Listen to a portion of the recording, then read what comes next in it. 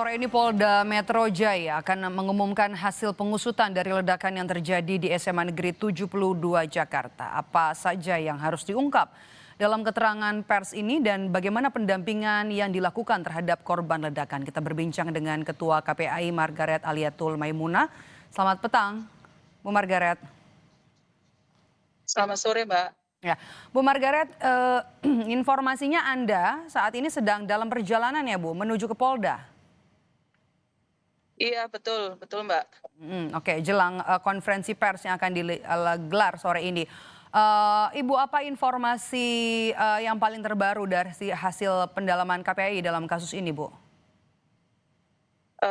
Kalau berkaitan dengan pendalaman, kaitannya dengan motif, kaitannya dengan bagaimana kemudian aksi ini bisa dilakukan oleh anak terduga pelaku, saya kira itu lebih menjadi kewenangan dari pihak kepolisian ya, Mbak. Mhm. Jadi kami betul-betul, apa namanya, memberikan ruang penuh kepada pihak kepolisian. Kami hanya memastikan bahwa karena anak terduga pelaku ini masih berusia anak, tentu seluruh proses, dan tahapan ini tentu harus memiliki perspektif anak dan tentu juga harus merujuk kepada peraturan perundangan yang ada, yaitu Undang-Undang Perlindungan Anak dan juga Undang-Undang Sistem Peradilan Pidana Anak. Karena tentu, anak terduga pelaku ini masuk dalam kategori anak berhadapan dengan hukum, begitu sih, Mbak. Oke. Kalau yang selain di luar anak terduga pelaku, tentu KPAI, memastikan bahwa anak-anak yang menjadi korban dari peristiwa ledakan kemarin itu mendapatkan pemenuhan kaitannya dengan penanganan medis bagi anak-anak yang mengalami luka dan tentu pendampingan psikologis kepada seluruh anak, di sekolah SMKN 72, tidak hanya terbatas pada anak-anak korban yang mengalami luka. Dan alhamdulillah kemarin KPAI juga sudah melakukan pengawasan secara langsung ke sekolah, kemudian ke 3 rumah sakit yang masih ada anak yang dirawat di sana, dan alhamdulillah proses pendampingan psikologis kemarin juga sudah dilangsungkan di hari Senin, Mhm. kepada seluruh anak, kepada orang tua, dan juga kepada para, guru secara offline. Kalau kepada anak dan orang tua dilakukan secara online dan juga melibatkan anak-anak yang dirawat di, rumah sakit meskipun sebagian yang sedang, pada saat itu dilakukan tindakan tidak bisa mengikuti pendampingan psikologis secara daring. Mhm, oke, baik. Bagaimana dengan kondisi anak terduga pelaku ini, Bu? Tentu kondisi anak terduga pelaku kan kemarin diinformasikan bahwa pada saat, awal terjadi peristiwa kan yang bersangkutan, sempat mengalami kondisi kritis dan kemudian dilakukan operasi Mhm. dan alhamdulillah kemarin, hari Sabtu ketika KPAI melakukan kunjungan ke sana, kondisi yang bersangkutan sudah mulai membaik tapi tentu masih fokus pada, penanganan medis ya untuk pemulihan lebih lanjut dan untuk kemudian, mungkin kondisinya masih belum cukup siap untuk dilakukan pendalaman, itu saya kira ya. Tapi, Mhm. tentu saat ini anak terduga, pelaku juga masih dalam kondisi penanganan medis. Artinya belum sempat bertemu ataupun berbincang begitu dengan anak terduga pelaku ya, Bu? Sempat bertemu dan sedikit berbincang, sekedar memberikan penguatan karena tentu belum tentu bisa dilakukan pendalaman. Mhm, oke. Oke, kalau begitu. Untuk, pendampingan yang diberikan kepada semua anak ya, anak yang berhadapan dengan hukum, kemudian anak-anak yang juga jadi korban dalam insiden ini, asesmen awalnya apa saja, Bu?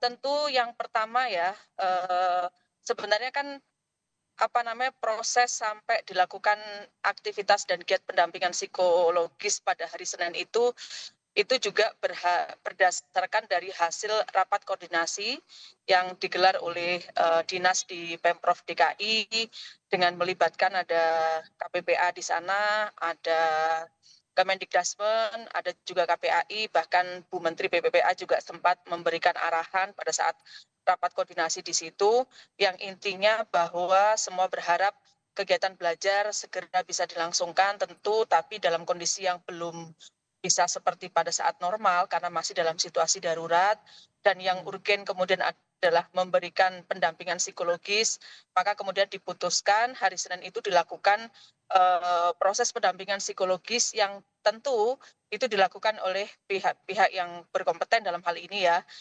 Dan informasinya kemarin HIMSI, kemudian juga saya sempat juga bertanya kepada anak-anak yang masih dirawat di rumah sakit, pendampingan psikologis juga dilakukan secara langsung oleh psikolog dari Polri, kemudian juga dari BPA Provinsi DKI Jakarta juga ikut menjadi bagian dan kemarin memang baru dilaksanakan secara daring dan pada anak yang memang memerlukan pendampingan lebih khusus dibuka ruang untuk bisa meminta pendampingan psikologis secara khusus.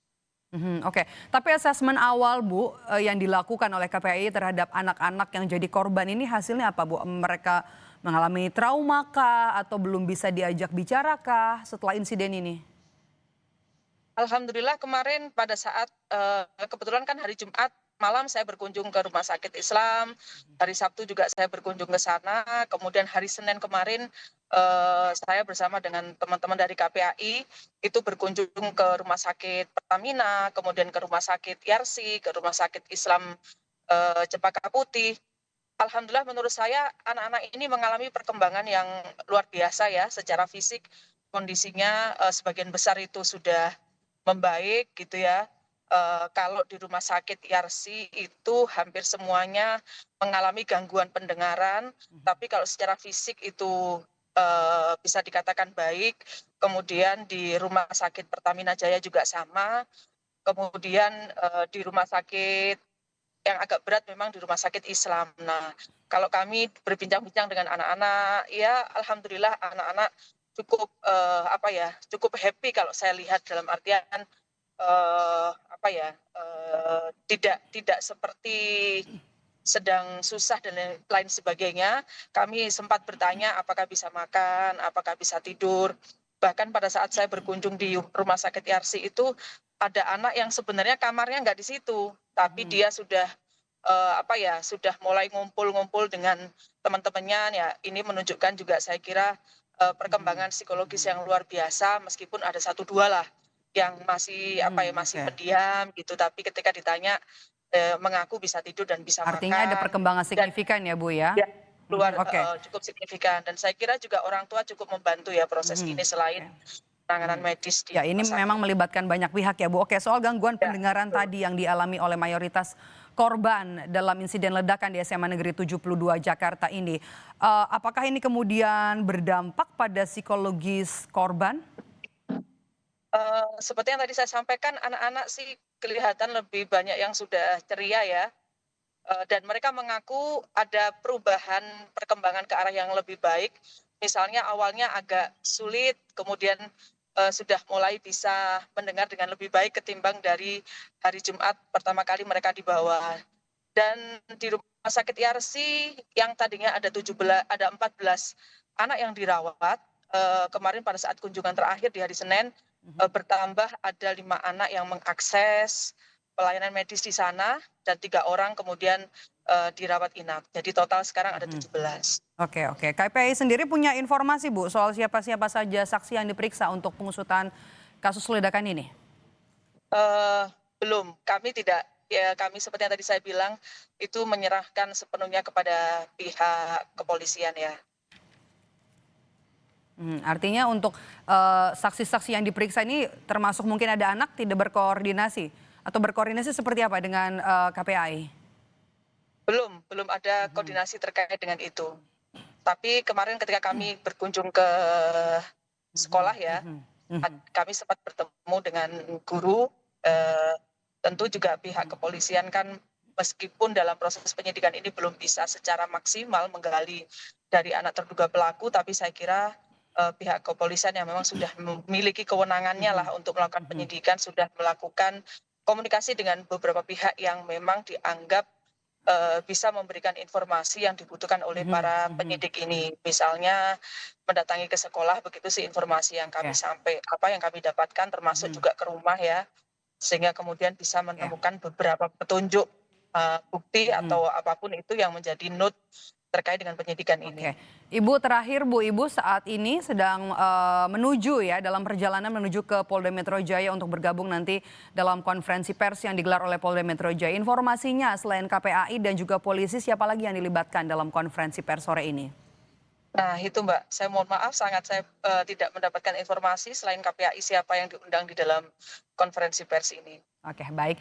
Kita nantikan Ya. bagaimana jalannya konferensi pers yang direncana digelar pada sore hari ini. Terima kasih sudah bergabung bersama kami, Ketua KPAI Margaret Aliatul Maimunah. Terima kasih, Bu Margaret. Terima kasih sama-sama Mbak.